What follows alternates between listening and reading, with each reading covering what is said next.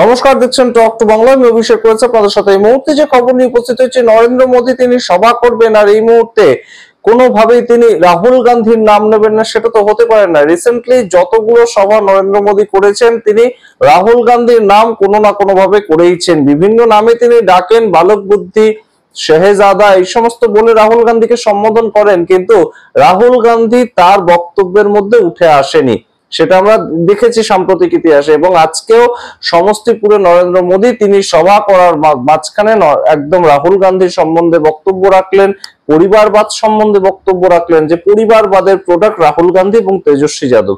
কিন্তু যে স্টেজে দাঁড়িয়ে নরেন্দ্র মোদী কথা বলছিলেন, পাশেই বসেছিলেন চিরাগ পাসওয়ান, তাহলে তিনি পরিবারবাদের প্রোডাক্ট নয়? এই প্রশ্ন উঠছে, তাই নিয়ে পরে ব্যাখ্যায় আসতে। কিন্তু একদম সরাসরি জননায়ক জননায়ক স্লোগানটা চুরি করা হয়েছে, জননায়ক যে টাইটেলটা সেটা চুরি করা হয়েছে, তেমন অভিযোগ করছেন নরেন্দ্র মোদী।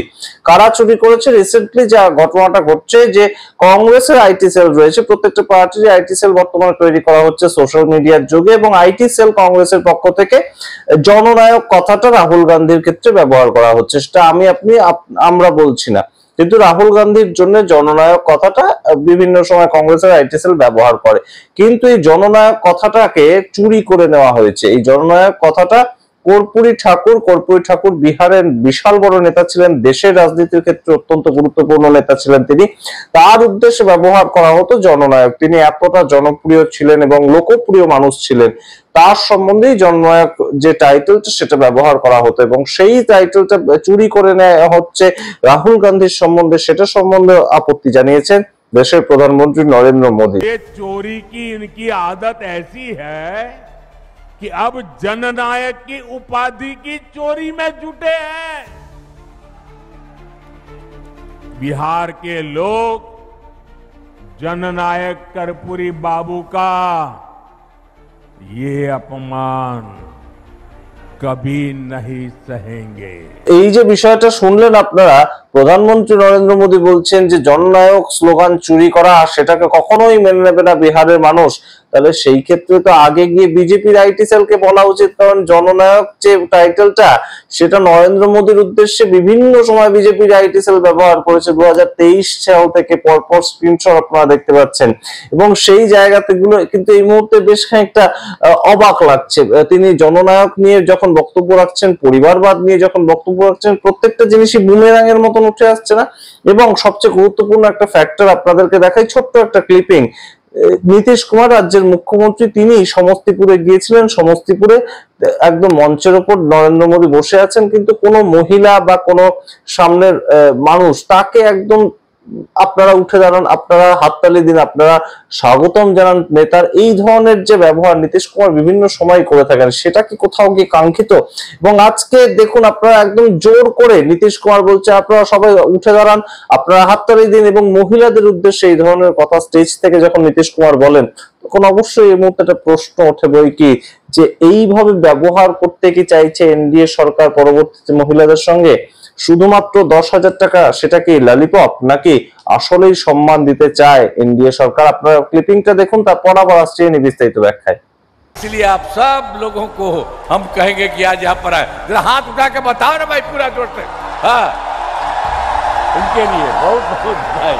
আপনারা দেখলেন নীতিশ কুমার কিভাবে একদম মানুষকে উঠে দাঁড় করতে বলছেন, এবং সরাসরি দেশের প্রধানমন্ত্রী এসেছেন, তাকে স্বাগতম জানাতে বলছেন। যদি কারো স্বাগতম জানানোর থাকে, মানুষ তো নিজেদের ইচ্ছেতেই স্বাগতম জানাবে। দেশের প্রধানমন্ত্রী আসছেন, তাকে স্বাগত জানানোর লোক কি বিহারে পাওয়া যাচ্ছে না? এই প্রশ্ন কিন্তু অনেকেই তুলছেন। এবার আপনাদেরকে বলি পরিবারবাদের কথা। পরিবারবাদ, দেশের প্রধানমন্ত্রী একদম স্টেজের উপর থেকে দাঁড়িয়ে বলছেন যে পরিবারবাদ, এই তেজস্বী যাদব কিংবা রাহুল গান্ধী, তারা দুজনেই পরিবারবাদের প্রোডাক্ট। অর্থাৎ পরিবার, যে রাজনৈতিক পরিবারের তারা সন্তান, সেখানে রাজনীতি হতো, সেখান থেকে তারা উঠে এসেছেন। এবার তাহলে একটা সরাসরি আর্টিকেল আপনাদেরকে দেখাই। 23 অক্টোবর ইন্ডিয়ান এক্সপ্রেস ফার্স্ট পেজের আর্টিকেল, যে আর্টিকেলে একদম সরাসরি দেখানো আছে যে সারা দেশে যে সমস্ত পলিটিক্যাল পার্টিগুলো রয়েছে, তাদের মধ্যে কতজন পরিবারবাদের প্রোডাক্ট, কতজন এমএলএ বা এমপি তারা পরিবারবাদ থেকে উঠে এসেছে।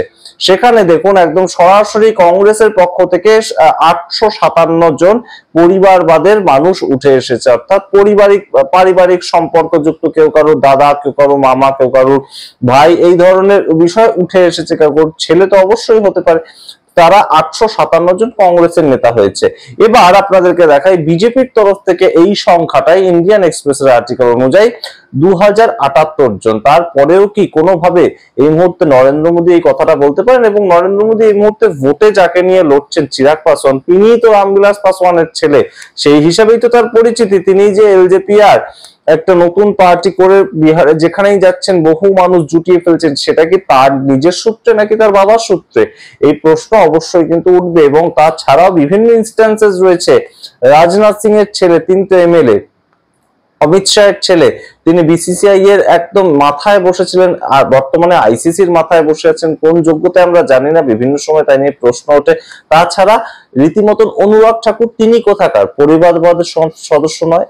এই বিভিন্ন বিষয়গুলো যেমন ওঠে, এই মুহূর্তে নরেন্দ্র মোদী তিনি যখন দেশে প্রধানমন্ত্রী, তার যে পার্সোনাল ক্যাবিনেট, সেই ক্যাবিনেটে পর্যন্ত 11 জন মন্ত্রী রয়েছে এমন যারা পরিবারবাদের সদস্য, অর্থাৎ পারিবারিক সূত্রে তারা রাজনীতিতে এসেছেন।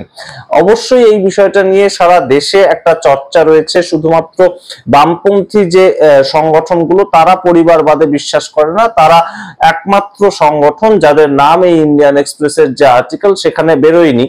তাছাড়া প্রত্যেকটা পার্টি, প্রতিটি পার্টি পরিবারবাদে বিশ্বাস করে এবং তাদের বিভিন্ন নেতা মন্ত্রী তারা তৈরি করে পরিবার থেকে, সেই বিষয়টা রয়েছে। কিন্তু এই মুহূর্তে যে বিষয়টা গুরুত্বপূর্ণ, যে নরেন্দ্র মোদী যদি এইটাকে জোর দিতে চান, তাহলে কি সেটা শুধু বিরোধী শক্তির ক্ষেত্রে তিনি অ্যাটাকিং মোডে এই পরিবারবাদ নিয়ে বলবেন? এখন এই মুহূর্তে বিহারের রাজনীতিতে দুটো জিনিস ছিল এবং দুটো জিনিসের মধ্যে একটা জিনিস নিয়ে আর কিন্তু দেশের প্রধানমন্ত্রী বা স্বরাষ্ট্রমন্ত্রী তাদেরকে বলতে শোনা যাচ্ছে না, যেটা অনুপ্রবেশ। কারণ বিহারে এসআইআর এর পরে অনুপ্রবেশকারী খুঁজে পাওয়া যায়নি। এবার তাহলে কি নিয়ে বক্তব্য রাখতে হবে? জননায়ক স্লোগান চোর। তার পরবর্তীতে কি নিয়ে বক্তব্য রাখতে হবে? পরিবারবাদ। এই সমস্ত বিষয়গুলো কি মানুষ কখনো মেনে নেবেন? এবং মানুষকে একদম সামনাসামনি বোকা বানানোর একটা চেষ্টা নয় কি এটা? এই প্রশ্ন কিন্তু তুলছেন বিরোধীদের অনেকেই। এবং সেই জায়গা থেকে এই মুহূর্তে যে বক্তব্যটা উঠে আসছে, যে আঙ্গুল তোলার আগে তো 3টে আঙ্গুল নিজের দিকে থাকছে, সেই দিকে দেশের প্রধানমন্ত্রী নরেন্দ্র মোদী তিনি কেন জোর দিচ্ছেন? জননায়ক তাকে যে বলা হয়েছে সেটা তো বহুদিন আগে থেকে, সেটা কি তিনি জানতেন না বিজেপি আইটি সেল এটা করছে? তাহলে অন্যদিকে তিনি যখন রাহুল গান্ধীর সম্বন্ধে কথা বলছেন, তাহলে কেন সেটা বলছেন? তো অন্যদিকে যখন পরিবারবাদ নিয়ে কথা বলছেন তিনি, শুধুমাত্র কংগ্রেস বা আরজেডি নেতা তেজস্বী যাদব তার কথা কেন বলছেন তিনি?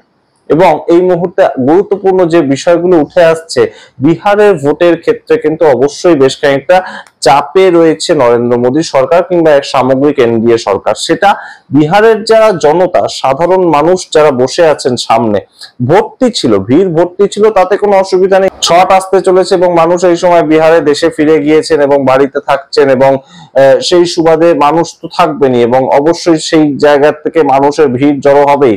ভিড় ছিল, কিন্তু সেই ভিড়ের মধ্যে একটা রিসেন্টলি নিস্তেজ একটা মনোভাব দেখা যাচ্ছে। নরেন্দ্র মোদীর যে কোনো শোতেই আমরা দেখতে পাচ্ছি ভিড় খুব একটা কিন্তু যে আগের মতন উৎফুল্লতা দেখানো, সেইটা বিষয়টা কিন্তু হচ্ছে না। এইটা কি কোনো জায়গা থেকে একটা ইঙ্গিত উঠে আসছে যে দেশের প্রধানমন্ত্রী নরেন্দ্র মোদী তার কোথাও গিয়ে জনপ্রিয়তাটা কমেছে, কিংবা বিহারের প্রেক্ষাপটে দাঁড়িয়ে এনডিএ সরকার তাদের সামগ্রিকভাবে জনপ্রিয়তাটা কমেছে?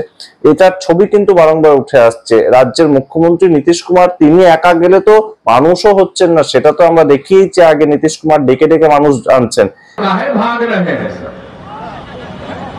उधर जा रहे हैं सर, देख लीजिए। अरे उधर ही कहा जा रहा है, कुछ को हम देख रहे हैं कि कुछ जा रहा है बात, तो कोई हमारा बात खराब लग रहा है। সেই ছবিটা আরো ভাবিয়ে তোলে। কিন্তু এই মুহূর্তে দেশের প্রধানমন্ত্রী যাচ্ছেন, তখন নিস্তেজ মানুষ বসে আছেন এবং তাদেরকে যদি জননায়ক, তাদেরকে যদি পরিবারবাদ, এই সমস্ত নিয়ে প্রশ্ন করা হয়, তাহলে অবশ্যই এই মুহূর্তে বিহারের মানুষ কিভাবে ভোটটা দেবেন সেটা তারা বুঝবেন। এবং এখনো পর্যন্ত কিন্তু মনে রাখতে হবে, এনডিএর পরবর্তী মুখ্যমন্ত্রী পদপ্রার্থী কে হবে তার কোনো ঠিক ঠিকানা আজকের সভা থেকেও কোনোভাবে দেশের প্রধানমন্ত্রী বলতে পারেননি। আপনারা সামগ্রিক রিপোর্টের ভিত্তিতে কি মনে করেন অবশ্যই কমেন্ট বক্সে কমেন্ট করুন। দেখতে এখন টক টু বাংলা, অবশ্যই টক টু বাংলা ইউটিউব চ্যানেলকে সাবস্ক্রাইব করে দিন। ধন্যবাদ।